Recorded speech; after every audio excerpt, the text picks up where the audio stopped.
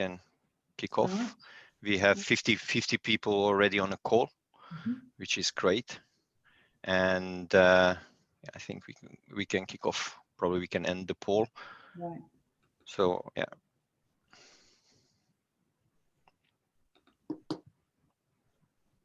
Okay, so welcome everyone. I'm Louisa Stainsma. I'm a people and culture specialist, now global HR leader and consultant. And Zoltan and I set up this remote working group, part of Tech London Advocates. And thank you for completing our initial poll. We know we can all work from home. We've been doing it. We know we can be productive. We know that levels of trust between leaders and employees has increased. But really, we were interested in your thoughts on the future, about whether we will snap back to pre-COVID habits, or whether we will really use this crisis as a catalyst to fundamentally change the way we work. And I think we all agree, judging by the results here, that choice is going to be key going forward. And certainly this discussion and the reasons that we set up this working group will carry on. So I'll just stop sharing that for a minute. Okay, and exit. Right, brilliant. So the purpose of this session is really to introduce our board, which you can see in front of us, understand the purpose, why Zoltan and I set up the group, which was really back in the early summer when we went into lockdown. We felt that we wanted to make a difference to home and work life as we move into a post-COVID and post-Brexit world. And really our aspiration is to partner with employees, with leaders and owners of all different types of organizations to pool expertise, to serve as a hub to develop and share remote and flexible working good practices and insights, accessible to all. And our aspiration is that if you're not a member, that you will join our group, that you'll develop and share good practice with us to save reinventing the wheel, and also that you'll have fun along the way, along a road that can be complex and lonely, particularly when you're working remotely. And for me, the future of work is truly an opportunity to rethink three things: where we'll be working, who we'll be working with, and what needs to be put in place to ensure success. And hopefully this introduction to our board and to our working group will strike a chord with all of you, and you'll want to join us on this journey. So with that, I'll hand over to Zoltan, my partner in crime and co-founder. Over to you, Zoltan. Thank you so much, Louisa, for the great introduction. And first, I would like to say thank you for joining the journey, because you are a top-notch co-founder. And I would like just to share with the network, that we have a diverse network and wealth of experience. Just a second, I think there is. Can you see my screen, the slide? So we have a diverse network and a wealth of experience with our group. So as Louisa mentioned, we are really looking to bring on as many experts from various sectors to share knowledge and help each other and support each other to build a great community and to grow. So my name is Zoltan, and as Louisa mentioned, I'm the co-founder of the group. I have 20 years experience in tech and digital and remote working. And probably you ask why remote working for me. And for me, remote working, it's really my sweet spot. So I've been there and done that. And at the end of the day, we are not a tree. So when I work remotely, it really means that I'm free. So I can work from anywhere. It's liberating. And I can organize my life around work, which is great. And the other important aspects that I see, like women, they can build their careers, they can still have a family, for example. And the same applies for dads. So they can have a family, they can have, you know, senior positions, but they can still look after their family. And if you have an old or ill parents, if you can still, you know, like look after them. For disabled people, all this digital collaboration and remote working will create new opportunities. And for me, again, remote working is all about efficiency and laser focus. It's a lot less disruption. And beside this, as we are rapidly moving into the fourth industrial revolution, and Brexit is something in my voice. Can you hear me? You can hear me properly?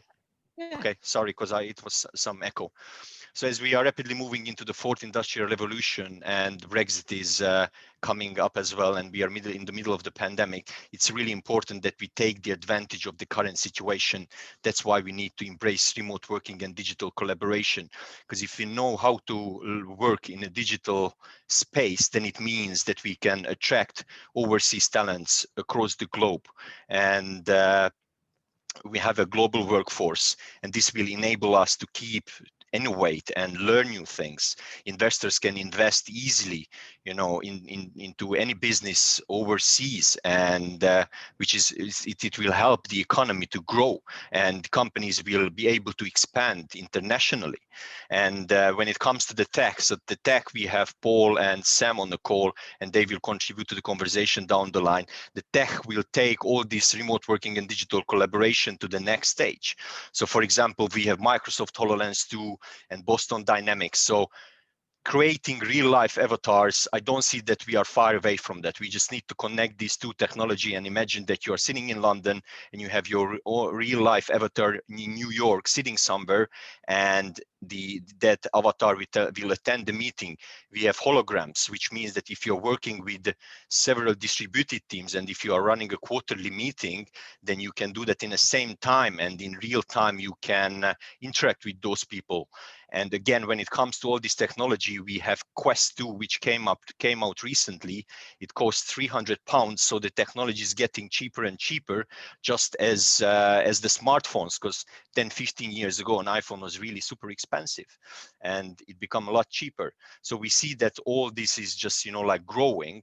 And with Tech London Advocates, we see that it's a fascinating organization what you, Russ, put together, and we are delighted that we can be a part of such growing and forward-thinking community.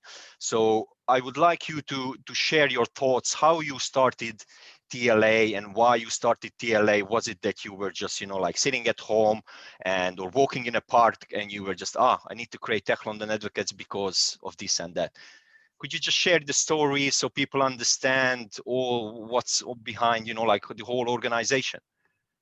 Sure. Thank you for that, Zoltan. And Zoltan and Louisa, first of all, many congratulations to you both for leading this great initiative, to getting this group up and running. You know, maybe part of the story, Zoltan, is when you joined us back in April on a Zoom call as part of our TLA COVID-19 Resource Hub. And on the back of that, here we are now setting up this great remote working group because you were so passionate about it. And working with you and Louisa has been an absolute delight. So I'm really looking forward to the contributions of this group. In terms of setting up Tech London Advocates, you have to roll back the clock to 2012. I wasn't quite walking in the park or just sitting in a room. I was actually out and about a bit. I had been invited by an advisor to the government, the Prime Minister, a gentleman called Rohan Silva, who set up the Tech City organization and the Tech City Advisory Group to come and discuss tech with a bunch of leaders as London's tech ecosystem was really starting to gain traction. You know, you can see the nuggets of what has emerged if you go back to the financial crash of 2008, 2009, and by 2012, things were really starting to happen and pick up, and government was really starting to think about policies and implement policies to promote London's tech sector. At the same time, I did have the opportunity to meet our mayor at the time, Boris Johnson. So funny how that kind of comes around again. He was out there promoting London's emerging tech ecosystem. And I thought it was great that government and City Hall were doing this. But what was missing for me was bringing together a diverse group of leaders, mainly from the private sector, you know, the founders, the entrepreneurs, the investors, the corporates, the universities, the teachers, the students, anybody who wants to be part of a tech ecosystem. How can we bring that group together? So that's where the idea came from. I basically ask advocates to do two things. Three things. One, to use this as a resource. If you're speaking, blogging, tweeting about tech, the good, the not good, doesn't matter. But let's really try and speak with a consistent voice to government, to media, and to key influencers. Two, I really wanted to create a group that was open and inclusive, that would bring anybody who wanted to come into this community. There are other groups out there, great groups, member groups, trade associations that do great things, but I know for many that's not possible. So I wanted to create something that would allow anybody who wanted to be part of something to come into the group. I just ask anybody who comes into the group, any advocate, to introduce at least one new advocate to the community. So we grow and build on network effects. And then three, I ask everybody to adopt the ethos, which is we're here to help one another for the greater good. So if a fellow advocate reaches out and says, do you know this person, or can you make an introduction, or I'd like to speak to this investor, can you help me? Either say yes, or say, look, no, sorry, I can't. Let me see if I can find somebody who can. So the focus of this was also designed around respecting people's busy lives, and also calling on people's what I call better angels, which is everybody in this group. All of us here are volunteers. We all do other things. We all have other jobs. We all have other responsibilities, but we're all volunteering to build and grow London's tech ecosystem into a world-leading hub. So that idea, that concept was born in April 2013. And here we are 7.5 years later. We are just about to go over the 10,000 advocate threshold. Those advocates are across London, across the UK, and in over 50 countries around the world. Apologies, I've lost track. This group, which is our newest group, is 50 something in terms of the working groups that we now have in the community. So it's been a pleasure for me to see this community grow and expand the way it has, to see so many people coming together as volunteers to do something that is purposeful, to do something that is impactful, that is helping to turn London's ecosystem, and by default the UK tech ecosystem, into a world-leading hub for innovation, for science and technology. So really, really pleased we are where we are, and we keep going on this journey. So I'm delighted to have this group up and running. Lovely, Ross. Thank you very much. You also recently, or I'm not sure how many years ago, set up Global Tech Advocates. Could you just sort of in about a minute, just tell us kind of what the purpose of that is, where we are, how we fit into that? Of course. So Global Tech Advocates think of it as the parent organization of Tech London Advocates. I license the brand, the IP, and the operating principles to other organizations around the world. I charge them £1 a year. So it's not about making money, but they sign a comprehensive licensing agreement. I work with them to set up their groups, to launch those groups, and we all come together to talk about how we can interconnect our tech hubs. So there's currently 17 groups in GTA, 4 in the UK, including the London group, 5 in Europe, 4 in Asia, and 4 in the Americas. We're about to launch our 18th group called Tech Emerging Europe Advocates on the 24th of this month, which will cover 25 markets in Central and Eastern Europe, the Balkans, Ukraine, and parts of Central Asia. Next year, we'll launch our 3rd group in China, in Nanjing, and we've got groups in India, Australia, Korea, and I've just signed an agreement this week to launch Tech Peru Advocates next year. So this volunteer-driven model of people coming together to support their ecosystems and now to interconnect those ecosystems is what Global Tech Advocates is all about. Super. We've just had a question in the chat. Can people who aren't in London or the UK join London Tech Advocates, or can they only join Global Tech? and obviously they can You can join. decide whichever group you join. And as I said, of the 10,000 we have in TLA, they are spread around the world. And in fact, you can also join more than one advocates group. So we have folks in Tech London Advocates who are part of Tech Bay Area Advocates in California. We've been introducing some advocates to the new Tech Emerging Europe Advocates group who are sitting in places like Ukraine and Serbia and Czech and Poland and Hungary. So you can take part in more than one group if you like. Your affinity might be to one particular group, and obviously London is the first group. It's been around the longest. It has more working groups than other GTA groups, but you're welcome to get involved with those other organizations. And if that's of interest, do let me know, and I will connect you to the leads of those groups. Thank you, Russ. That's great. Thank you, Russ. And guys, just for your information, we will follow up with an email, and you will be able to join and ask questions. So, like you will have the opportunity to connect. So I would like to dive in and ask the next question, and which is about our post-Brexit future and the fourth industrial revolution and ongoing localized lockdowns. We require ongoing flexibility and resilience, forward planning, and the adoption of innovative technology and working practices, including building workforces with the necessary skills for the modern economy. What changes are you seeing being adopted around the world and by the organizations you work with, and how are organizations adopting their strategies to be more resilient, future-proof, and Brexit-ready? Tracy, you were a former KPMG director. You worked a lot remotely, and you were involved in business strategy and you were the transformation director. Would you mind sharing your thoughts around this? Yes, thank you, Zoltan, for inviting me here today. Yeah, I'm totally believe that, and I've experienced that remote working, when done properly, can increase team productivity and aid business growth. So when it comes to Brexit, businesses who have already prepared for a worst case no deal scenario will have considered that there will be some level of disruption to travel, and so may prevent employees travelling to their place of work. Now, ensuring remote working is accessible to all employees is a clear mitigating action. And most companies will have been forced to put this in place because of the pandemic, as we've said before. So the upside has been that remote working, thankfully, is more culturally acceptable. So if you think about it then, it means that most people can work physically anywhere and work remotely. But now, bear in mind, because of Brexit, this becomes even more complex, as there are visas, immigration, regulation, data and tax implications. So I do recommend that you seek the right legal, regulation and tax advice if you haven't already done so. So when taking these important considerations into account, acceptable and adaptable remote working culturally means more businesses may be more willing to access a wider and more diverse and ultimately more innovative talent pool based anywhere in the world, as Louisa mentioned earlier.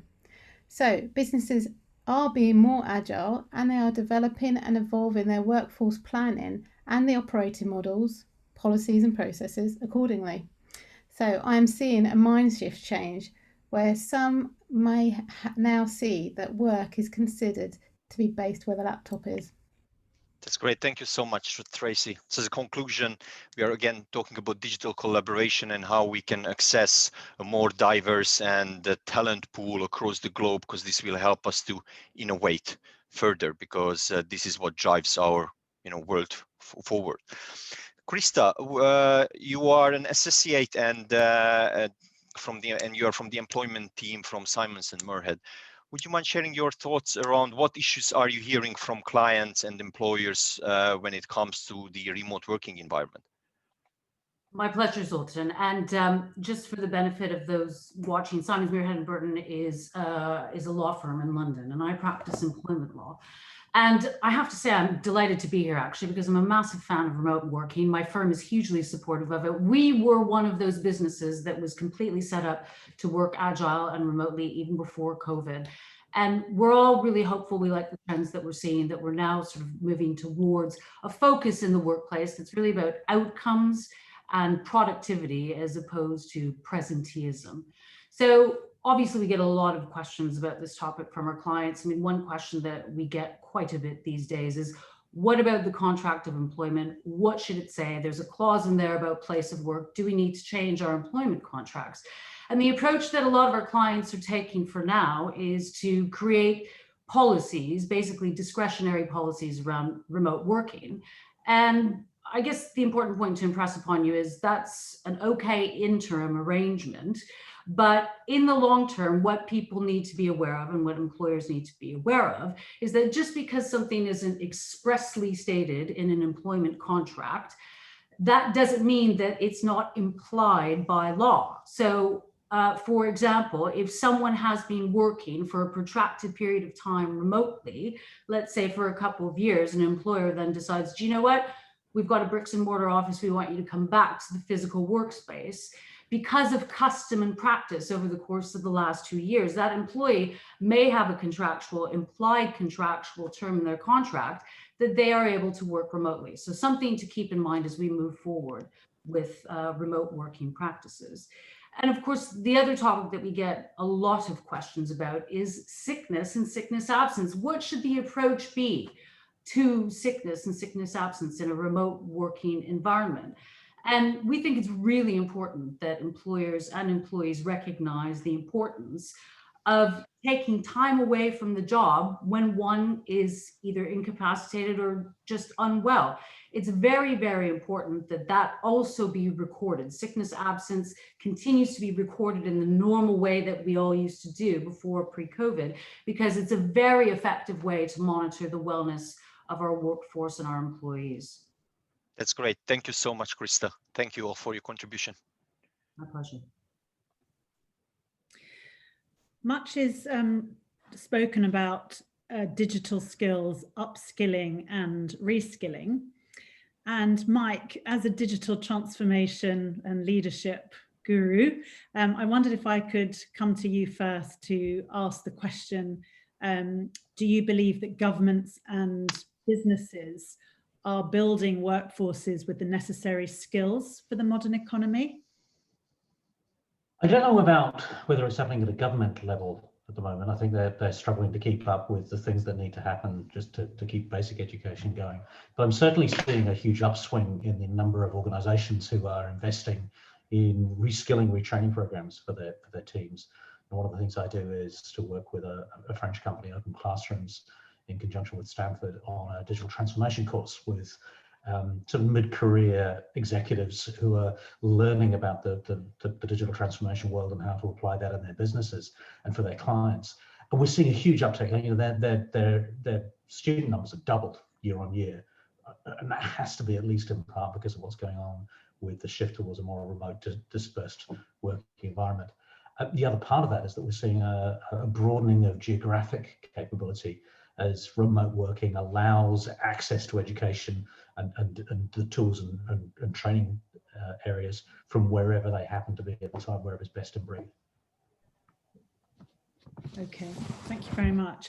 And I wondered if I could ask Eva, as an e-commerce and cybersecurity specialist, what your thoughts are from a retail perspective, an e-commerce perspective. Thank you, Louisa. Just following on Mike, really, e-commerce and retail were an absolute forefront of the COVID impact when clients had to close thousands of shops. So the training, retraining, reskilling, it's absolutely vital. We've noticed that EU is really leading on that.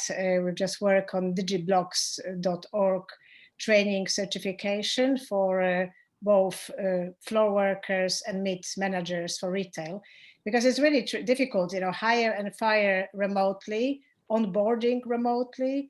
These are all massive challenges, and I don't even want to start leadership remotely. Do we even need leadership remotely, or can people just lead themselves? So there's a lot of questions, and training has got to answer it. But I would look at something like DigiBlocks or open skills frameworks for companies to license them and roll them out, because I think EU is ahead of that prep comparing to UK, which is very good on trading, but not very good in investing in people. Okay, thank you. And Andrea, As an expert in delivering higher education remotely, I wondered, given that during the pandemic, we've seen huge changes in the way that people are learning, what you've seen in terms of organizations embrace learning in a different way. Thank you, Louisa, and glad to be here. I think we should even look back before the pandemic. The last 10 years for the economy has been a perfect storm of austerity, automation and e-commerce, which has created some winners and losers in terms of employers. And actually, if you look at the analysis of the labour force survey, it points to the future of work being coders and carers with, as to Eva's point, the death of the high street. So you then add in the pandemic, and what we see, and a piece of research from Universities UK shows that 82% of prospective students in England who are either unemployed, at risk of employment, or looking to learn new skills, they'd be keen to study individual modules of a university degree. So we've already got the MOOCs like Coursera and FutureLearn seeing exponential growth in the take-up of free and subscription-based courses. And then you've got universities like Queen Mary, University of Aberdeen. They've really embraced this need for change, and they're developing a whole digital ecosystem of short courses, specializations, and stackable degrees. So the question is, so how can we help workers transition to jobs of the future? Well, there's no silver bullet, but I think we can look to countries like France and Singapore, who are piloting personal learning accounts, which give all workers annual training credits that they can spend on accredited courses. So these are portable benefits, independent from employment arrangements. So I think in a global crisis, we need to support individuals to transform their lives by gaining these new skills for future employability. And I think lifelong learning is one key pillar of the new social contract that we must build backing for. Thank you very much, Andrea. And last but not least, Russ, I know you're very passionate about the subject of reskilling and upskilling. And I just wondered if you'd like to add some thoughts to what's been said. Well, I think the points that have all been made are very good, and I reinforce the points that Andrea just made, particularly around lifelong learning. The way I see it, and my message to both media and government has been, look, if you look at what's happened over the past 6 or 7 months, we're going through cataclysmic change, and those industries that have been most disrupted, retail, we've talked about the death of the high street, hospitality and other sectors, are now in the process of displacing a lot of people. Yet I look at the digital and technology sector, and according to the TechNation report that came out last month, there's been a 36% increase in tech vacancies since lockdown. So on one side, you're having growth in employment, growth in jobs of the future. In other areas, you're seeing significant redundancies being made. So what happens to those people? How can we work with those people? And, you know, I was on a call yesterday with 2 government agencies, DCMS and the Department for Work and Pensions, and very much the message was, you know, we need to get the government and the private sector to work together to reskill those people who are being displaced. Now, I don't expect many of those people to be data scientists or cybersecurity specialists. Some of them will be, but not all of them will be. But the message coming out of the digital and tech sector is also, we need people who have other skills. You know, we have a huge shortage of project managers, for example. Well, those other industries have people who have very good project management skills. How can we do some digital skilling and retraining and get them into the sector? And if we all work together, private sector and government, to me, there's no reason why the UK cannot truly become a world-leading tech nation. So the prize is a big one if we get it right. And I think if we don't get it right, we're looking at a lot more social unrest, growing inequalities and growing levels of frustration. So this is to me the key gift to give that we can all work together on. Thank you very much, and thank you all. That's great. Thank you, Lisa. It was great. So I would like to move on and talk a bit more about technology now, because that's what that drives our future. So it's predicted that nearly 50% of current roles in the commercial sector will disappear within 5 years, replaced by new technology or by artificial intelligence. Do you agree with this statement? And what are you seeing? Is it pie in the sky or current tech being embraced as mainstream by organizations? Sam, you are eating immersive technology for breakfast, dinner, lunch, and dinner.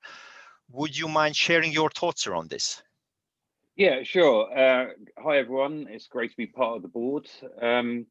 I don't necessarily see the sort of typical sci-fi dystopian thoughts around AI and machines taking over the world. You know, whilst there are advances with true AI in the forms of machine learning and computer vision, much of what people consider to be AI today is nothing more than a complex logic reference engine, chatbots and dynamic learning algorithms, etc. They're not doing anything more other than just looking for a keyword or a key phrase and then responding accordingly to that with, you know, pre-programmed responses by humans.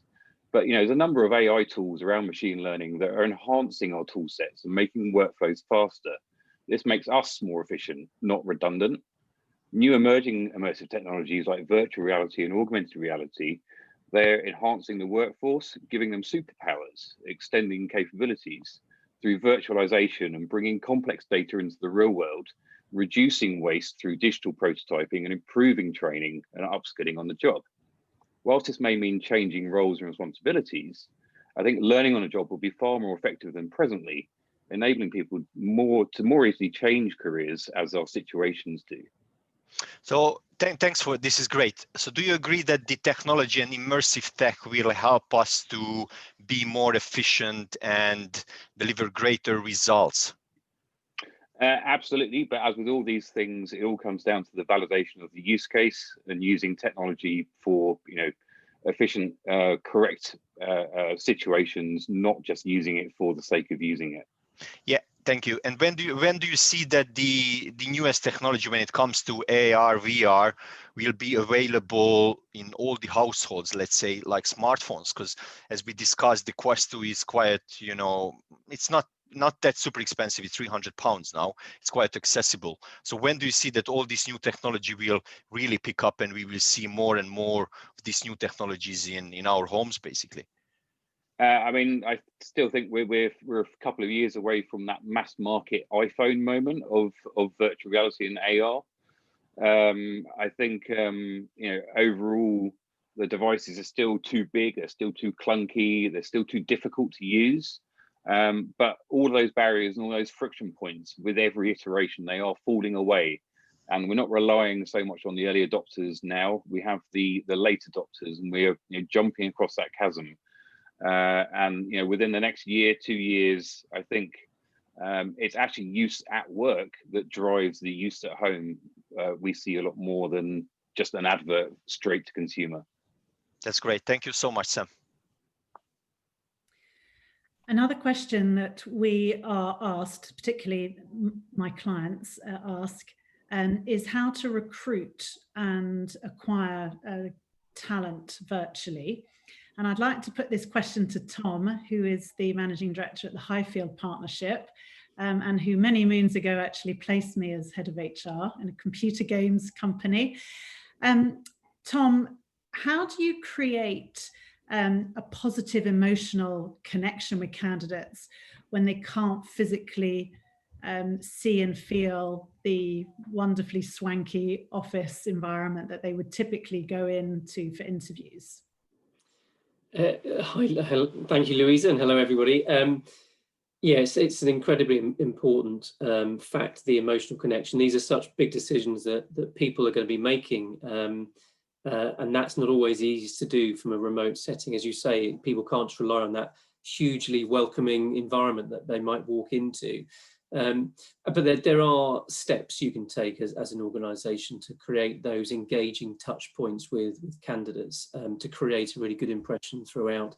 It can be little things like sending information in advance of interviews, so putting links to videos, your careers pages, your company values, mission statements. And so it's worth investing time in getting those to look appealing, because they will be the window really for you.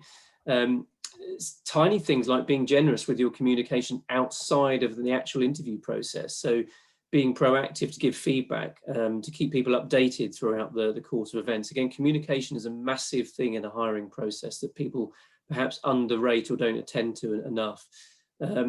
Being informative and engaging within the process is really important. So again, thinking about using storytelling, for example, is a great way to bring your values or your company culture to life, rather than making it be an assumed factor during the course of what can be maybe a bit more of a dry video process.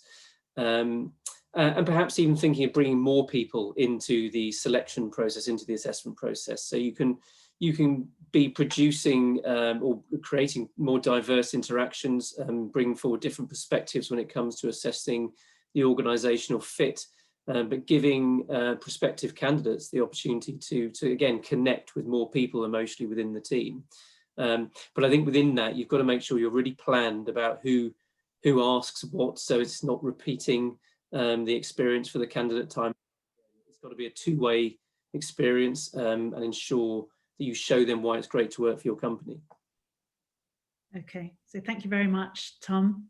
In the interest of time, I won't ask any subsequent questions, but if our audience have any questions, they can ask them in the chat, and then if we don't get to them, we can answer them separately.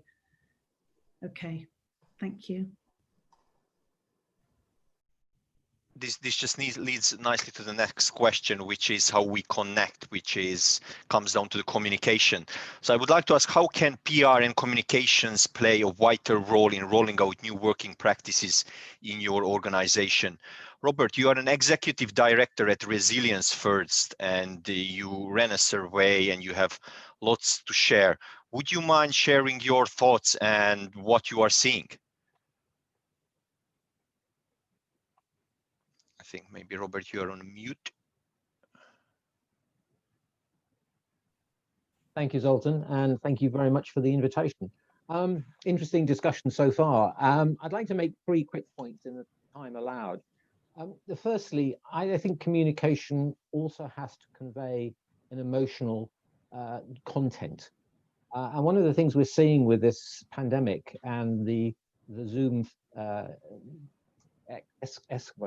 exercise is that people are getting rather tired of video fatigue, really, of communicating this way. And I think it's very important when we think of communication that we look at the emotional side of how people react to the communication. And is there another form, or how can we package the message in a different way? And also to see people, as we are on the call today, to see their reactions and judge their emotional mood. So there is a hidden message behind that communication message, I think, that's important. The second point is that while we have heard there's lots of technology that's going to help us beyond the Zoom to interface and communicate more effectively, and what I've called death of distance. But I think it's very important that when we look at that, we actually think about how the technology could become or make us less resilient. We become dependent on it. And if it suddenly goes away, we don't have the skills perhaps to revert to alternative means. It's interesting how many people are losing the landline. And quite understandably, why pay for it? But when mobile communication goes down, or there is some major disaster, then we've got no other means, and it's just a dependency, and it doesn't necessarily generate resilience. The downside, I guess, of technology. And the third point I'd make is about reputational skills. We expect people to work out of their bedrooms, on their kitchen tables, using laptops. But how much do we actually help people to understand that those are very vulnerable locations to be hacked, to be phished, and for organized crime to gain access to? So I think there's an onus on us in our reputational and communication exercises to actually consider how we train people to be aware of the dangers. That's great. Thank you so much, Robert, for sharing. And guys, just for information, as we mentioned in the beginning, we will send a follow-up email, and Robert and his team put together an excellent documentation, and we will share that with you. So you will get a lot more information and more in-depth and insights. So Rupert, you are a founder and director of Turn the Tables, and you are a PR and communication specialist. Would you mind sharing your thoughts as well? No, not at all. Thanks, Zoltan. To begin with, I'd only echo what Rob said there. Now is arguably the most important time ever to be communicating properly with your that kind of link between management and staff is now's a crucial time. It's vital for efficient operations, for productivity, and for retention of your staff. People want to know that they're in a company that values them, that they have a future with. So that communication is really key. There's a lot that comes within the communications mix. Robert's talked about some of it already. Public relations is obviously also crucial. How are you communicating with the various audiences that you need to be in touch with, whether that's your staff, like I've mentioned already, or stakeholders, future employees, customers, of course. All these things need to be considered, and businesses need to show that they're not only surviving but setting themselves apart from their competition as well, by changing the way they do things, changing their products and services to match the way that markets are changing as well. And there's an opportunity, you know, we're in a crisis at the moment, but opportunities come in crises, and businesses can take advantage of that. A lot of businesses don't use the media as a tool to market themselves. It's often neglected, but it's a very powerful marketing tool. Journalists at the moment are very interested in hearing what businesses are doing, how they're pivoting. So there's an opportunity there, especially for smaller businesses that might not necessarily think they've got anything to talk about, but good PR people can find those stories, pitch them to journalists, and help with an important part of the marketing mix, not only in print or broadcast, but also digital media as well, which is obviously crucial for your digital marketing, your search engine optimization, all that stuff too. So it all comes into the mix. The last thing to say is that strategy is crucial. You know, it all needs to be coherent, and the right audiences need the right messages coming to them in the right way. So that's all worth considering. That's great. Thank you so much, Rupert. And we touched on pivoting and changing careers. And Maria, you joined us as a marketing specialist, and I know that you are really keen to learn because you are looking to change your career. Would you mind sharing your thoughts around what you see when it comes to communication and focus and clients? Thank you, Zoltan, and hi, everyone. I would say it's important for employees to be united and work together to support clients, and very important to have keen focus on understanding the changes in the behavior of the clients and responding to them with new, fresh, brand new strategies. Also, there is a huge need in sharing clients about togetherness and promoting unity to ease frustration. Clients need to feel more than ever before that we are with them, we are here for them, responding their needs in these critical times. That's great. Thank you so much, Anna Maria. Kat, you are as an editorial specialist. What are your thoughts about this? I'd agree with the previous speakers there, Zoltan, that communication between clients, between employers and staff is absolutely fundamental in accepting and also driving forward the changes that are happening at the moment. And in my own experience, I've began to see some glimmers of that, where in the construction and the design of staff briefings, staff internal memos, which I'm being asked to design these as, first of all, sometimes an alternative to another Zoom meeting. I think somebody mentioned the kind of the Zoom fatigue that's happening at the minute, but also instead of being asked to construct these sort of internal briefings, etc., with the emphasis on, you know, structure and in clear instruction and you know, that kind of thing, the more and more employers are asking me to construct internal briefings and using words like trusting and approachable, caring, inclusive, you know, opening channels of communication. And, you know, these are becoming more and more being rightly, you know, cited as primary concerns in that kind of communication. So it's a you know, a step in the right direction some places, but, you know, other places I think we have to, you know, drive that forward a bit more. That's fantastic. Guys, thank you so much for sharing all your thoughts. So moving on to mental well-being and mental fitness, we have a psychologist in our midst on our board, Esther. I wondered if you could talk to us about how, in your experience, organisations are supporting their staff in terms of their mental fitness. Thank you, Louisa. Hi, everyone. Definitely, I think first they need to acknowledge that this is really important to take into consideration and to see what is going on there for their employees. They need to look for external sources and guides to see where to start, because some of them can just really offer a service like an employee assistance program and just tick a box. But I think the crucial thing and the real challenge is to engage your employees and to help them to find a way to really use these services, and not to be also a workplace which contribute to their mental health problems. All right, well, that's super. Thank you very much. Thank you. Thank you, Esther. And the last question is all about how we connect in a digital space, because we are quite a social person, and how we network, how we create new relationships, how we strengthen the relationships. So how we continue to network and socialize virtually, which is so important to our mental well-being, and you know, how we can, you know, take this to the next stage.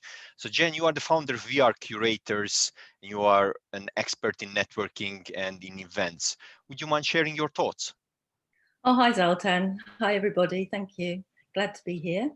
I think just because we're not meeting in person doesn't mean we should give up on the networking and building new relationships. And I think at this time, in fact, it's probably more important than ever. So growing this supportive network is such a strong driver of happiness and good mental health. There's no better feeling than putting two people together, watching them find common ground, and then running with something that they may discuss.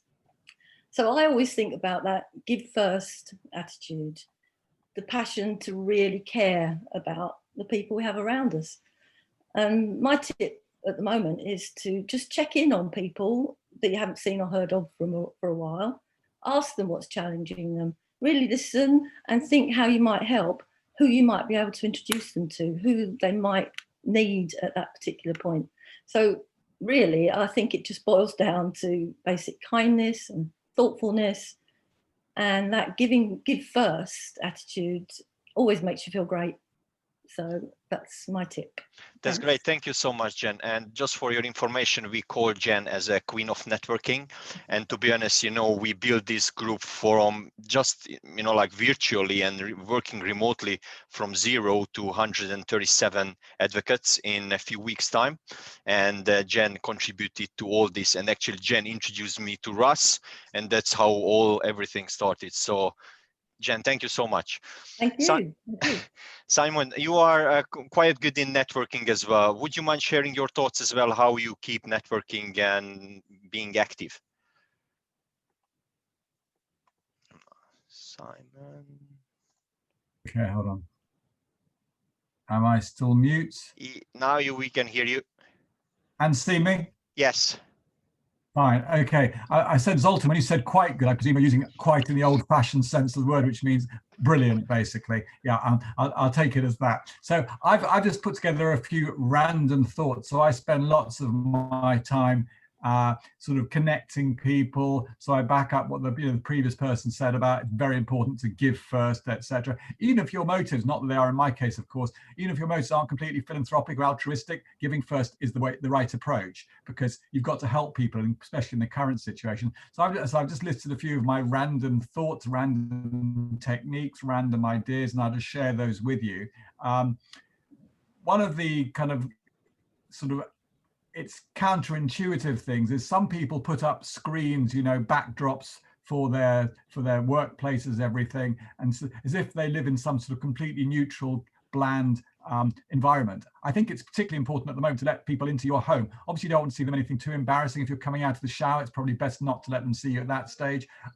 But I think actually letting people see that you are a human being, because you can only see you in 2 dimensions at the moment. So adding a 3rd dimension, which is the child in the background, the cat, whatever it is, don't try and exclude people from the reality of your lives, because the way they actually get to know who you are is through that reality. So I think it's very important to do what you probably don't, instinctively, you tend not to. So that's the first thought. Second thought is, I found it very useful in this period. As Zoltan knows, I hold lots of sort of events when we are in the real world, as it was, and hopefully as it will soon again be. Joint events, hold events with people, and have each of you can invite a few people. That enables you to meet new people. It enables the people who are invited to meet new people, and it's to sort of get a win-win situation. I've created something called Virtual Dining Club, which I've run about 10 sessions of, and that's proved very productive in terms of meeting people and also alleviating some of the boredom and the sort of distance we feel from the real world. Then there's a point for investors and sort of people looking towards investors for fundraising. We do a lot of fundraising. In fact, in the last few weeks, the whole sort of corporate end of the market, I should point out, I'm also a lawyer, I work for the same firm as Krista, I head up the technology law department. The whole corporate area, which has been relatively quiet because people have been loath to invest and take over people they may never have met, that seems to have changed radically. We're extremely busy all of a sudden. And I think one of the things to bear in mind is you shouldn't just talk to the people who are likely to invest in you, your existing investors, at the time when you need to raise more money. Keep in touch with them. Tell them what's going on with your business, give them regular updates, talk to them, because people don't like feeling exploited or used, and they like to feel they're part of whatever you're running an operation. So keep them close and sort of keep them informed. Another couple more random thoughts. The networks that we all had, as Zoltan said, he's built this up extraordinarily quickly here in Louisa, but the networks we all had when lockdown started became slightly sort of, it's like cryogenic phase. It's more difficult to evolve your network now. So the network you had is more important. So make sure you keep nourishing that previous network, especially as third parties will require, if 2 people are meeting who don't know each other, third-party validation from somebody who knows them both becomes even more important. And I've seen that with investments sort of situation. If there's somebody looking to invest in a company and they can't meet the people physically like they would have done previously, they rely on third parties to validate them. So your existing network, the people you know, the people you can introduce to other people, all the more important. So those are really some of my random thoughts in the area, and I hope those are helpful. That's great. Thank you so much, Simon. And just one thought from my side. It's really important that we understand the synchronous and asynchronous communication when we build relationships. Especially, I see that investors are taking over this agile approach from software development, how they build relationships and, like investing in companies, which can be super helpful. So thank you all. And I'm cautious about the time. So we have 3 more minutes left, and we have half an hour as an optional networking. So with Louisa, we were thinking that we could extend. So whoever can stay on a call, we can extend and we can just have a discussion, because we have quite a lot of questions and we just can't fit, we can't answer them in 3 minutes. So I would say, we can just go into closing, because I know that Russ, you need to leave as well, so it would be good to hear some of your thoughts, and then whoever can stay, we can just carry on the discussion if you are up for it. That's great, Zoltan. Thank you, and again, thank you to you and Louisa and to the entire board. I was certainly scribbling notes down here. I guess two thoughts to leave with you. And I love what Jan said about the importance of kindness. And I love what Simon just said about nourishing your network. And maybe a bit of a parting thought for me before I have to dip onto another event. It's a bit of a jam-packed day. Is two things that I talk to a lot of advocates about in terms of your careers and how we manage our careers. There's two things that no matter what, we take with us on our journey. The first is our reputation. And it's really important that, we think about and enhance our reputation as leaders, as business people, as innovators, because if you damage your reputation, it's really hard to get it back on track. So think about your reputation, how you treat others, how you respect others, how you respond to others. And then the second thing that we take on our journey through life is our network.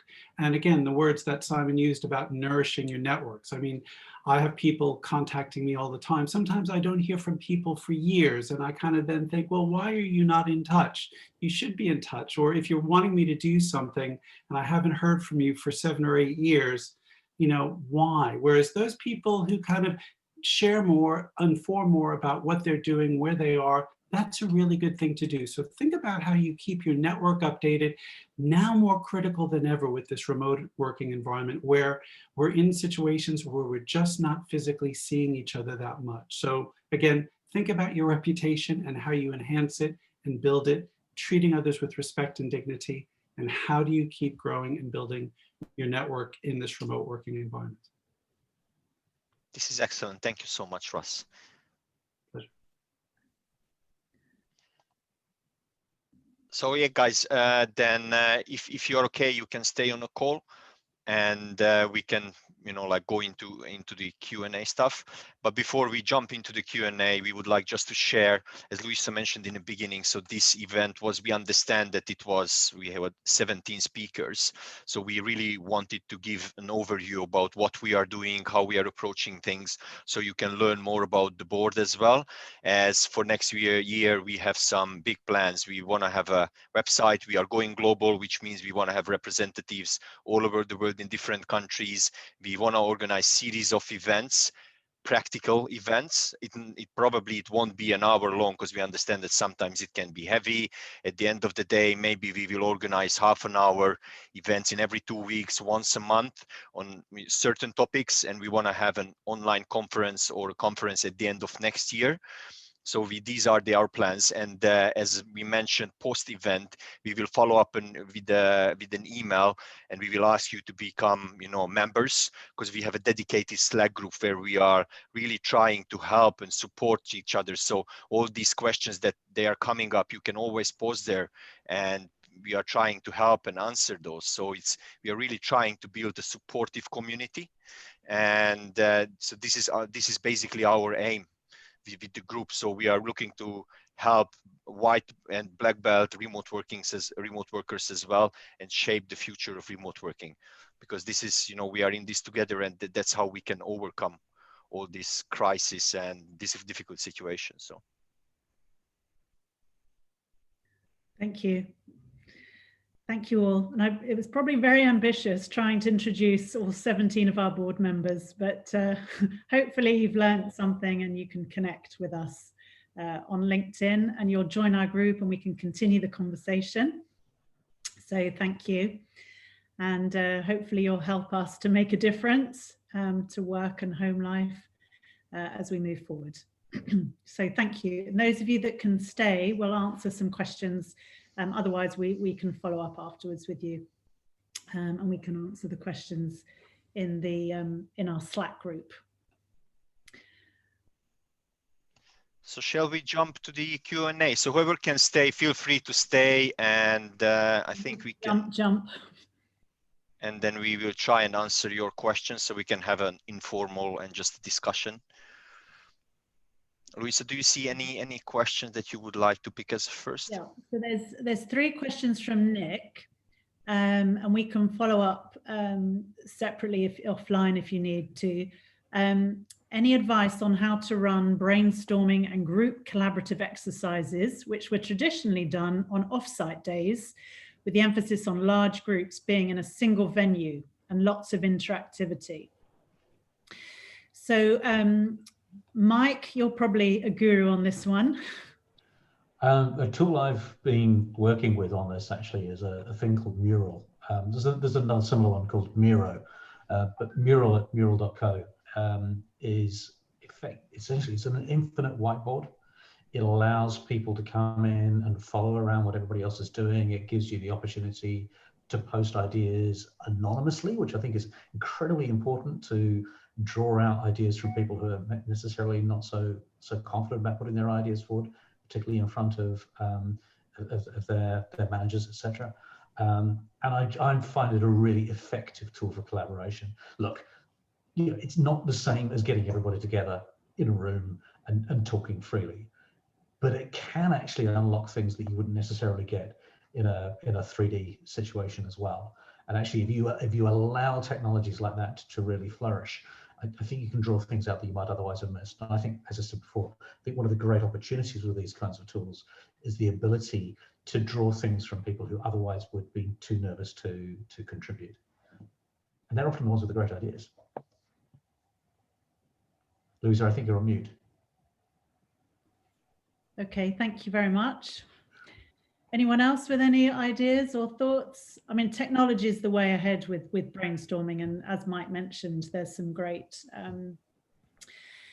great options out there. And in fact, Zoltan and I were sent a document just yesterday by one of our Tech London advocate members that we can share after this event with a variety of all the different tools for all of the different moments in what would normally be undertaken within the workplace. So we'll share that, and that will also give some ideas on tech to use.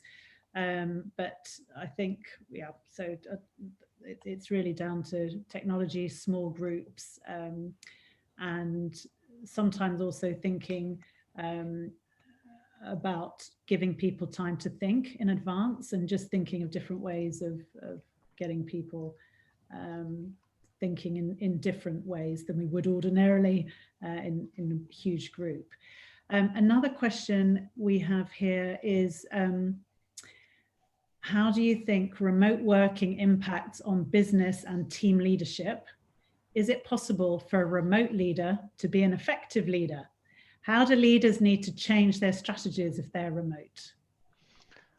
Again, Mike, do you want to go first? And then I'll add my thoughts. Yeah.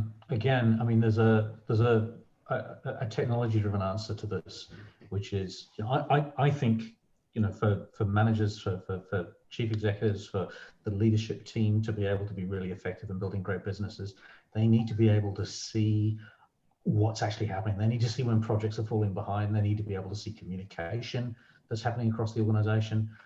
There's an organization, I'll declare an interest in this. I'm a non-exec for a business called Workey, which provides exactly that. And it's really equipping the leadership team with the tools to be able to have visibility and predictability and control over what's going on, but at the same time enabling flows of information and updates on what's happening with projects, so you can spot those problems early and solve them, for example, spot those opportunities quickly and seize them. And I think that's really important. That's great. And I would like just to add my thoughts as well. So when it comes to digital leadership and management, it's a completely different board game, because in the digital space, our power is being taken away. So that's why many people are struggling, and they can't really deliver and lead or manage in a digital space, because it really comes down to basically delivering. So walking the talk. So it's not just enough to talk about our mission and vision and we are doing this and that. It's just not enough. In a remote environment, people want to see what's happening, what my manager, what my leader is doing. Because if they don't see that my leader and manager is doing anything, then at the end of the day, they will ask, okay, what's your role? So it's really about, building the deeper relationship and delivering, being close to employees and work with them and involve them in decision making. And the other key thing is, in remote environment, you need to create self-operating teams. that's crucial. You need to empower and enable people to just to take the responsibility for everything they do and run everything. I agree. There definitely needs to be a little bit more structure when you're managing and leading remotely, and where you could just pop your head around or move from desk to desk or call your team in to update them. That isn't possible now. So you have to reach out and schedule more check-ins, and different organizations are doing it differently. Some are having morning stand-ups, evening stand-ups, and also having drop-in sessions once a week to replicate the water cooler moment, or having working lunches where everyone dials in. So there's all different ways of doing it. Tracy, would you like to add kind of from your experience? Yeah, I think I completely echo with what you've said already, but I think what's really important is just over communication, and also having one place of truth on working practices, so people understand what is acceptable ways of communicating, what the tools to use, and how to get hold of people, so that there is that element of, you're in the office, open plan or even open door, people just can come in and pop over, but how is it that you can contact your team leader and team leader contact the team member accordingly? So again, over communication is just an important thing. Completely agree. That's great. Thank you. I found another interesting question from Luis. Is culture the killer element of remote working, and how will this impact new team people in an organization? So I think, Luis, I will unmute you. Luis, can you speak? Hi, I can. Thanks. Hello. Excellent. So could you just tell us how will this impact new team? Are you saying about how you onboard new people and how they will be embedded in the company culture? I think the question's about culture, but it's about people. I think as Jan said, keeping in contact with people is really important. But if you're totally new to an organization, that could be a network or could be an organization, you could be interviewing. There seems to be a bit of a sort of frosty side to Zoom, I think, which is quite, it's quite voice related. It's quite difficult to get across your culture, but I think it's a bit of a push and pull. I'm interested in hearing the panel's views on, do you have to recreate the culture in that context of remote working, or is it about really ramping up both communications and the sort of softer human elements to make it work? I believe that at some point, because you are improving, so basically you need to pay more attention and over communicate, as already Tracy mentioned as well. And it really comes down to the culture. So what I'm hearing at some companies are, for example, Zoom is not enough to build relationship with the new employees. So that's why you need why I mentioned the asynchronous and synchronous communication. So I used Slack in the past a lot, and that's how I built really good and deep relationships with clients and with employees.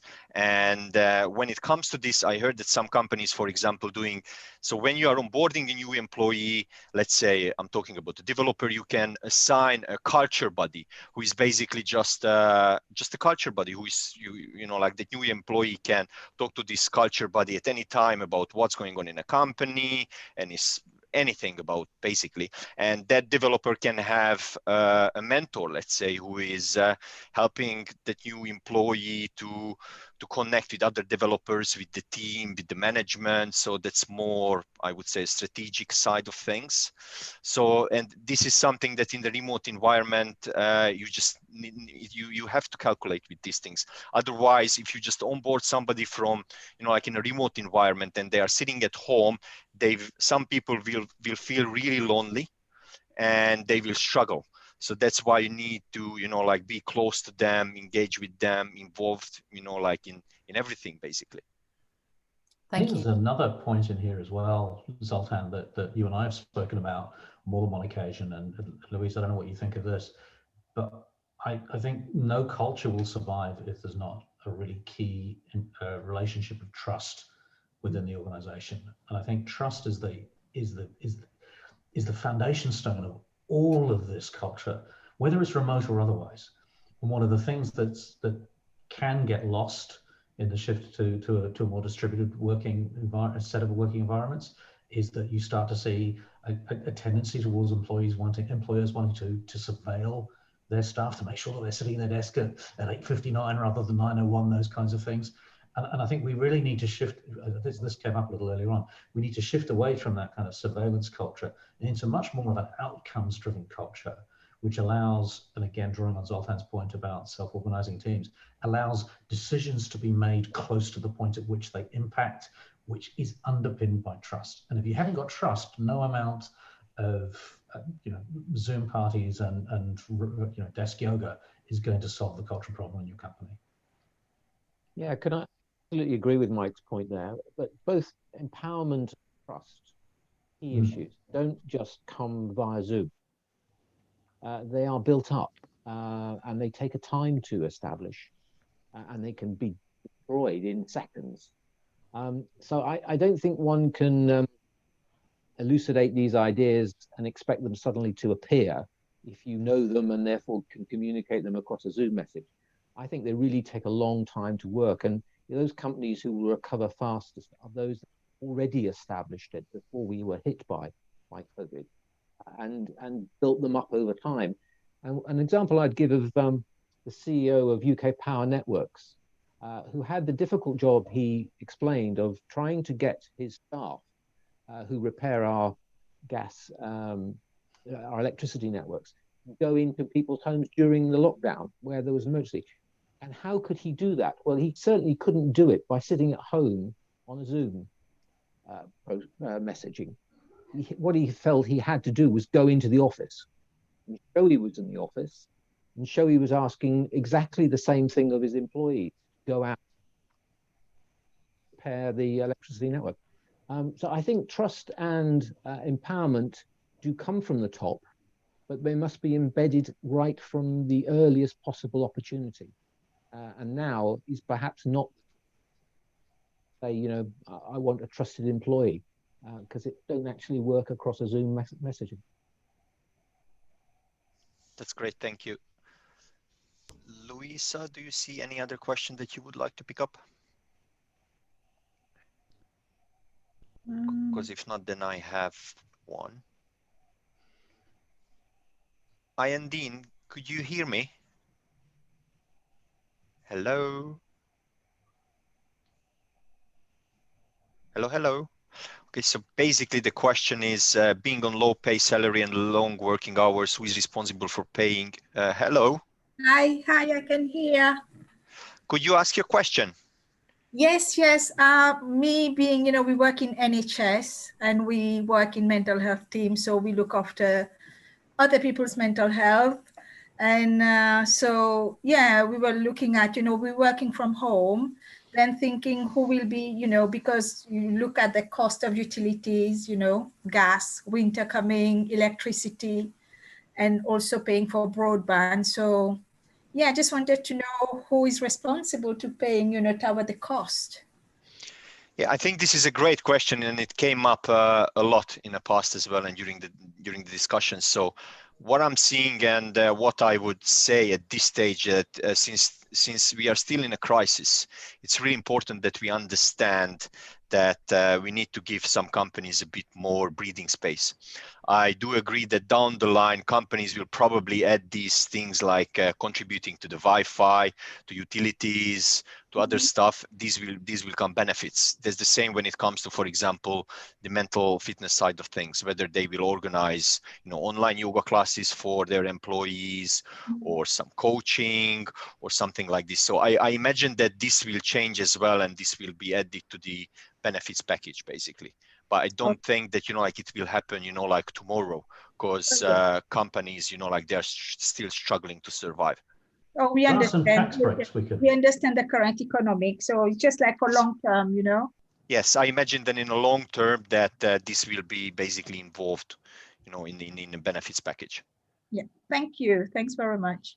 I think just to add to that, I think there are some tax possibilities as well, where you can claim something back. It's not a massive amount. It's not going to pay your entire broadband bill, for example, but it will at least make a contribution and encourage you to look into that kind of stuff. That's great. Thank you. I found another one. Emily? Hello. Hello, Emily. Would you mind asking your question? Sure. I think the challenge that I'm finding in the work that I'm doing is how to be ethical and equitable in paying people in different geographies and including different tiers of cities. So obviously if somebody, I know that somebody else asked a similar question too, but we are building distributed teams globally. There's some people who may be choosing to work in, or sorry, rather live and work in 2 or 3 cities. And they're not used to being paid the same as maybe somebody in London. So we're always curious about how do we do that in a nice equity and fair and responsible way, as opposed to cutting everybody or increasing everybody. That's an excellent question. And And I can take that from an HR perspective, Emily. I mean, it's really tricky because this is an unknown where people are, and I guess, I mean, Krista can talk from an employment perspective, but just kind of in my experience, normally what would happen is that I would be living in London, for example, but I want to go and stay with my brother who's living in Zurich, and the cost of living in Zurich is more expensive than the cost of living here in the UK. And so if I wanted to move there for a 6 months secondment, or if I wanted to move my role to Switzerland, for example, that would be an employment change. And I would move from the UK office and UK employment contract to a Swiss employment contract. And then the salary would be benchmarked with the role, what the role pays in Zurich, for example. But I think what's happening with COVID is that I'm choosing to go and live in New York for 3 months and then to come back, and then to go and live in Paris with friends or family. And is that the angle of your question? That is the angle. We've been building teams who maybe are they literally could be global, but they could have been London-based and they've chosen to go back to a family home in Greece or somewhere else. They're still being paid as a UK employee because that's still where their primary residence may be, but they're not actually. And so there's always this question about, is there a disparity? Should we be considering that? Obviously, the paperwork and the admin is a lot if you were to shift that evaluate that every 3-6 months. So, and then there's also the question about, is it fair if somebody is permanently located, say, Northern Scotland and working remotely versus somebody who's in London doing the exact same job? Yeah. I think, again, there is one thing that it comes to my mind. It's the value as well, because that, what value that person brings to the table, regardless from the location. And I think that also needs to be, considered. Thank you. I think that's where our focus has been, is we pay for value versus location. We're just being mindful that there may be pushback on that if somebody's choosing to live in a more expensive location. Can I just add that the more you're able to consult with your employees and engage them on the issue, the more success that you may have ultimately, because they will feel empowered as though they contributed to whatever the sort of kind of framework is that you have contractually or from a human resources point of view to deal with structuring your workforce in that way. You can, for instance, appoint sort of a representative of employees that management deals with, and you consult with them regularly on what is being contemplated. But generally speaking, the more you involve them, the better. Thank you. Yes, I agree with that, Emily. And often, if you explain the dilemma of equity, parity, and ask them how do they suggest this works across the team. It's quite interesting sometimes what they come up with, what solutions they come up with themselves. So anyway, it's tricky. So good luck with that one. Thank you. Well, we're startups, so we're starting from scratch with most of it, but these are all great suggestions. Okay. And again, I think, as the guys mentioned, just communication, just transparent, 100% transparent communication. Just, discuss the options and see, what comes back and what's good for the business, what's good for the employee. And if there is a will, I'm sure that you can find a way to to move on. Thank you. And you have You're more welcome. flexibility as a startup because you need the talent. Yeah. So, great. Thank you. Let's see the next one.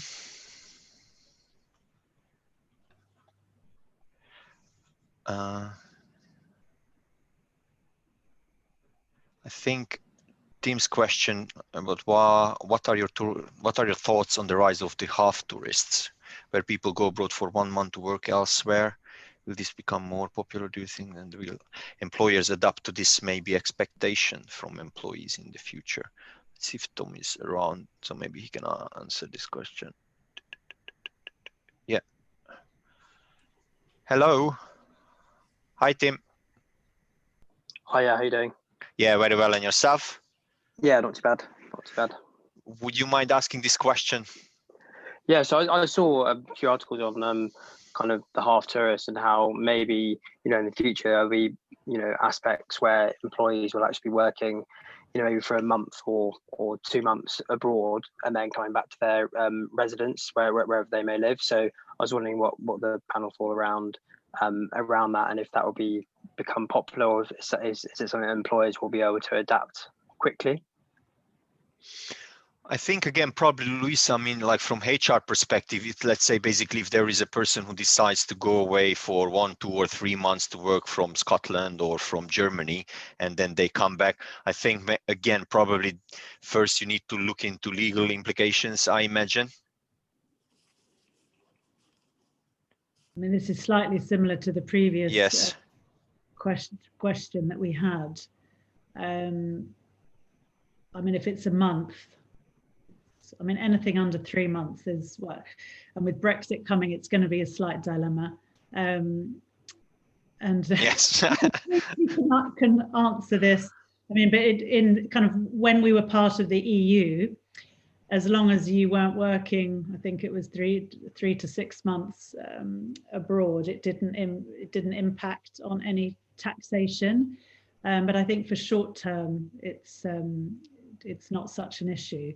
But it becomes an issue where you're working abroad and actually then become eligible for employment taxes in that jurisdiction. But I'm sure Tracy, who's more of an expert on this field, can add to that. Yeah, I mean, there's lots of implications if you're working for a longer time in what would have been post-Brexit in a previous EU country. You have to take into consideration there's 2 places to go. So from an employer's perspective and employee's perspective, there's actually the government websites that give you the Brexit implication, and that means tax, social security, local employee rights, etc., etc.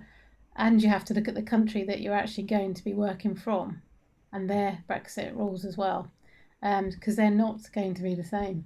And the issue then is for more than, it is, I think, around 3 months, there is a cut-off.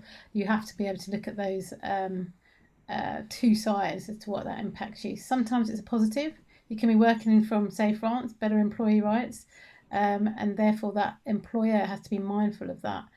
So there's 2 aspects to look at this. It's employer and employee, and you have to work together on that. So it's not as simple as to go and base yourself abroad without telling your employer. That's the other point around this, because of the not just tax, employer rights, it's data. There's data security, there's a data importing, GDPR and exporting. There's other regulations around not just the health and safety aspects as well. And all now the UK won't be holding the same jurisdiction laws as the other EU countries. So it's a bit more complex than it is right now today. That's great, thank you. Just to come back on that, I've seen a lot of these countries, have, digital nomad visas, for example. So how is that something that maybe is a bypass for people to do this then?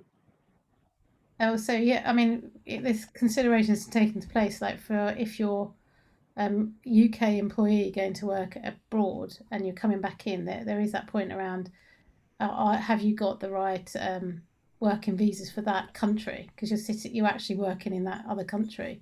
But it's vice versa. If you're an EU national working now in the UK and you decide to go back home and base yourself working, you have to be able to get your pre-settled or settled status now until the 30th of January 2021. If you don't do that, you can lose your right to work and be employed by a UK employer. So you have to be close to the rules and watch what's going on there. That's great, thank you.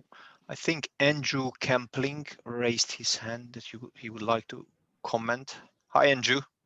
Hi, yeah, can you hear me okay? Yes.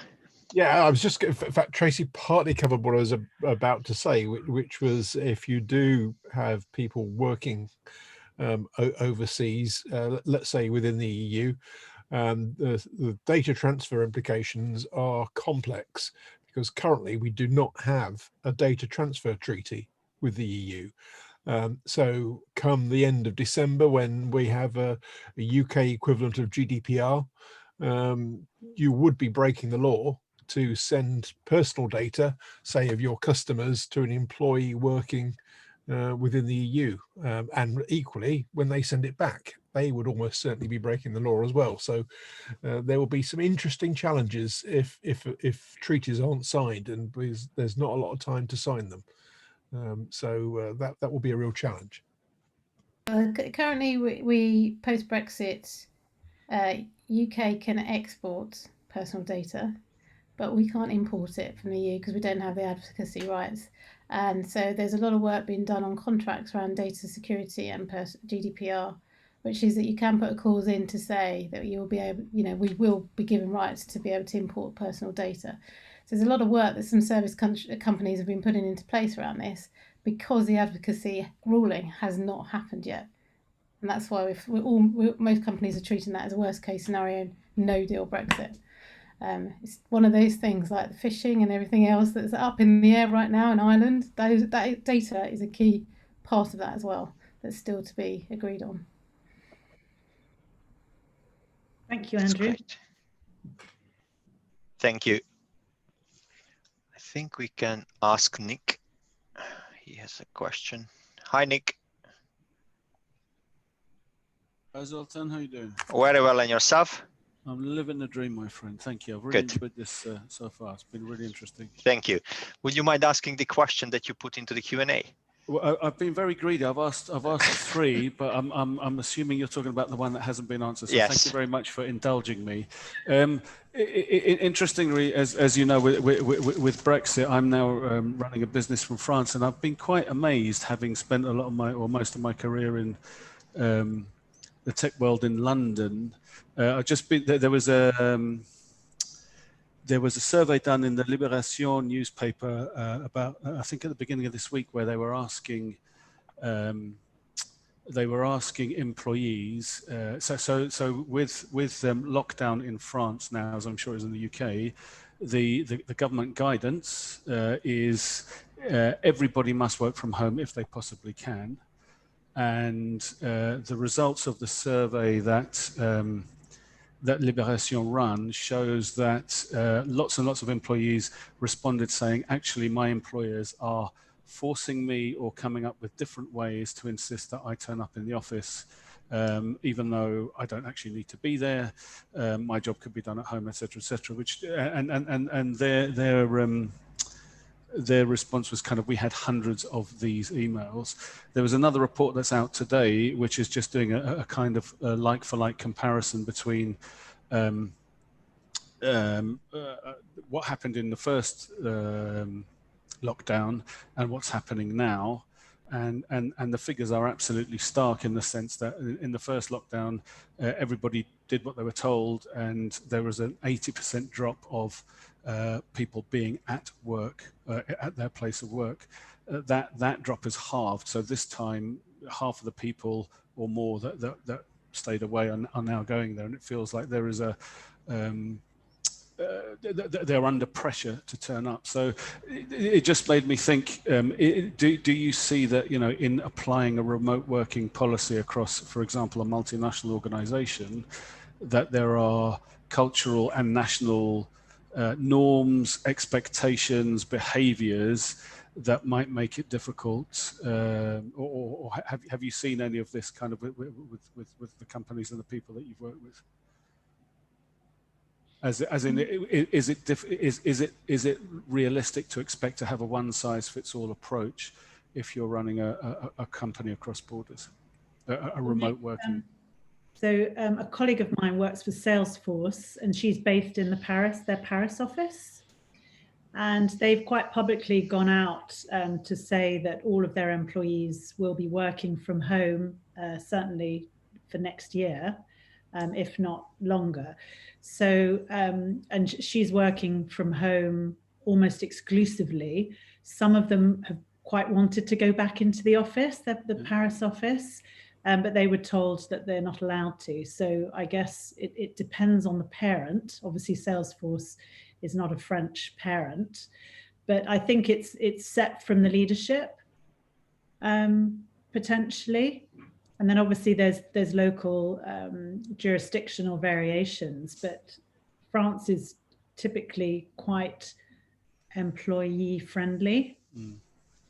So yeah, I would agree with Luis, and it comes down to the culture, to the company culture, and to the leadership. Because let's say if this is a UK company and they have companies, I don't know, in Eastern Europe, in Germany and Switzerland, because basically the government, they are not really regulating whether the employee needs to go to the office or not. I think it comes down to the company culture, whether they are, like allowed that or not. So I think, like it's more about the company culture. I don't really see that this will be a policy on a higher level that the governments will create, or at the end of the day, who knows, right? So, but I don't see that will happen. Yeah, I mean, there are a lot of countries out there who haven't made any legislation about what people need to do. Sweden's the obvious and public example that gets talked about here a lot. There's no framework for the government to turn around and force people to do things like working from home and things like that. There's no legal framework to allow that to happen.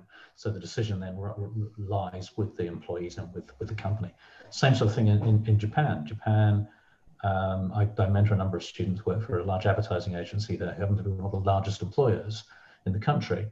And the government hasn't said, no, you can't do this. But the company has felt that they're in a position where they have to be seen to be behaving responsibly. And so they've enforced a very strict work from home policy over much of this year. And so, you see these very nuanced, very different patterns that base on the different ways that cultures operate, the different ways that governments operate. So I think it's incredibly difficult to think in terms of a pan-national, pan-European, pan-world approach to how you deal with these things. I think you have to take it on a case-by-case basis. And my best advice would be to think about it from the company's point of view and apply what you feel is the way you want your company to be seen to be operating and what it says about your culture. Yeah, and just to add to that, because your question was around if you're running a multinational organisation, I think you're going to have cultural disparities anyway. You know that. It's what was pre-COVID as it was existing. I think what's important is when you're trying to also build from a startup, which was mentioned earlier, and you're trying to do that internationally, is having one place of truth.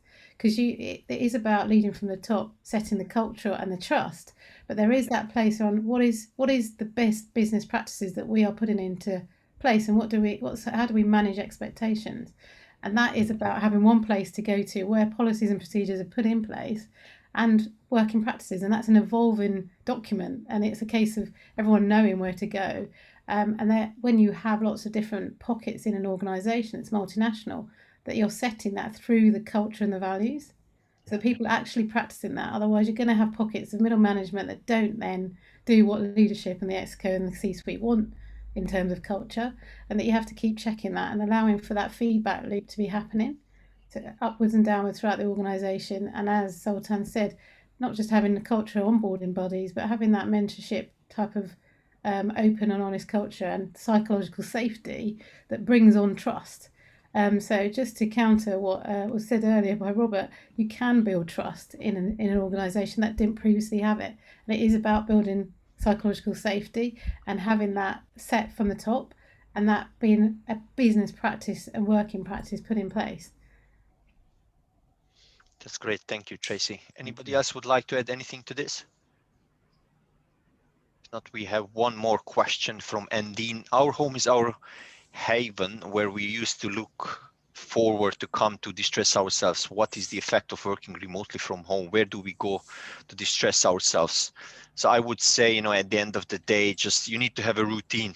So if it's 5 o'clock, I'm not sure, like whether you have strict hours, 9 to 5, then just make sure that you close your laptop, you go out of the building, you go for a walk, you just, leave that space where you work, do something else. I would say, really, it's just physically, detach yourself. It's important. Leave your phone behind. And laptop. Yeah. Yeah. Louisa, anything from your side? Oh, I just agree with Zoltan. And I guess if you're working shifts, it's just making time for yourself and just finding what works for you in terms of if you get up and have an hour walk or reading your book, or whether after work you find some time for yourself.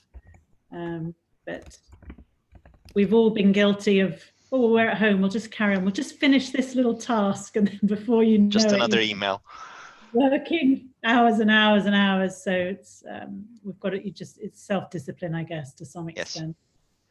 That's excellent. Great. Great Okay, question. guys, great questions. I think we answered all the questions. It was an excellent session and great questions. So thank you so much for joining the event. And as we mentioned, we will send a follow-up email with some resources and more information, so you will be able to to dive into all the details more, and hope to catch you on like in our group and in Slack. And to all those who stayed on to listen to all the questions, thank you so much. Yes, thank you so much, Enjoy your guys. evening. You can Thank you. Start your evening now. Thank you. Enjoy your evening and have a great weekend. Cheerio. Thank you. Bye-bye. Bye.